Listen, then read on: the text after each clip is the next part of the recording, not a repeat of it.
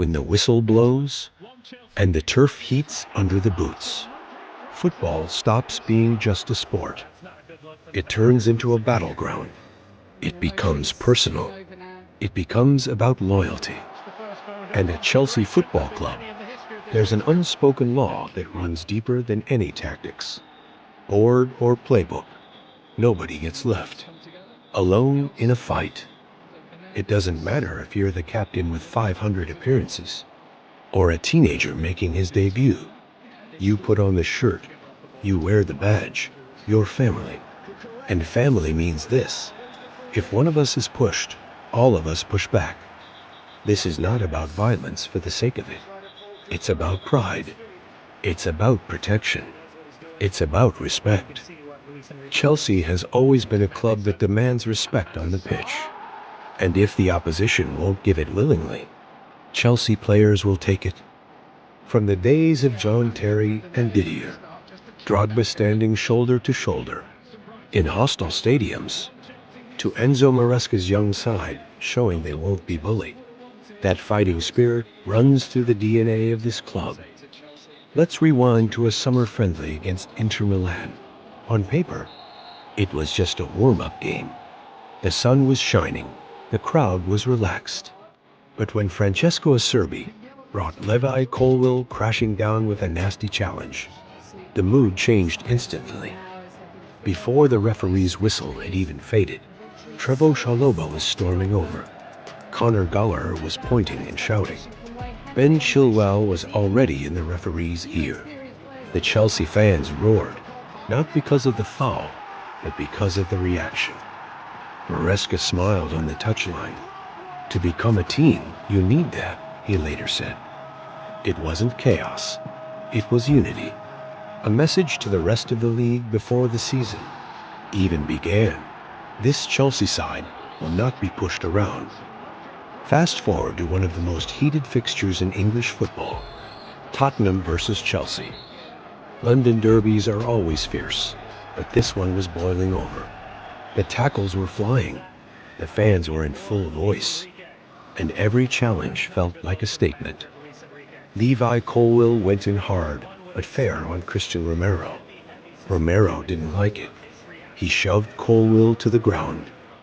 Before Romero could even turn, Chalobah was chest to chest with him. Nicholas Jackson, Gallagher, and Chilwell arrived within seconds. Spurs players charged in too, and suddenly, the pitch was a wall of blue and white. No punches, no wild swings, just pure presence. The kind of presence that makes an opponent think twice before trying that again. Not all battles are fought on the pitch. Some happen in darker places. After a clash with Arsenal, Wesley Fofana was targeted with vile racist abuse online. This wasn't a tackle or a foul. This was an attack on his spirit. Chelsea didn't stay silent. The club spoke out publicly. Players posted messages of support. Fans flooded social media with solidarity. Because defending your teammate isn't just about stopping a bad tackle. It's about protecting them from anything that tries to break them. Marc Cucurella understands that fight. Against Brentford, he played with relentless energy, flying into challenges, chasing every ball, refusing to give his man an inch. When an opponent tried to rough him up off the ball, Cucurella didn't back off. He stared him down and carried on. Later, when he was sent off, the fans didn't groan. They sang, "We've got our Chelsea back."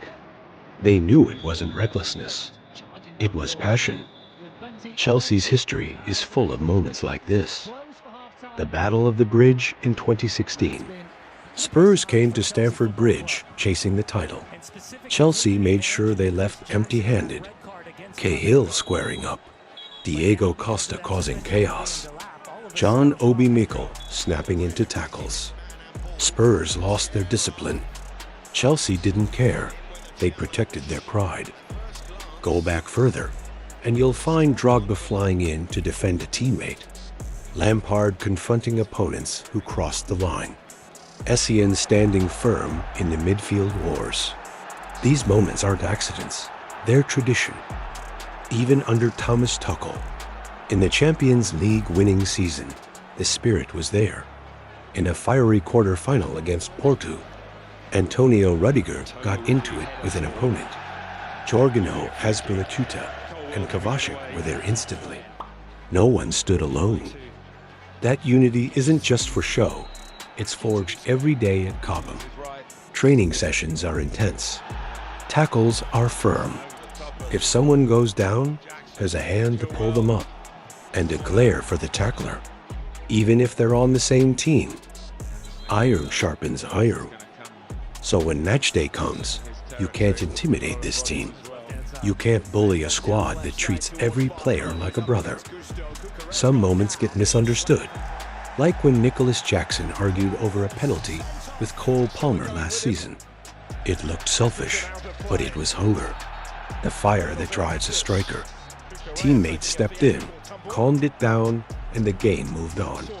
That's the balance, passion, and control. When fans chant, "We've got our Chelsea back," it's not just nostalgia, it's recognition.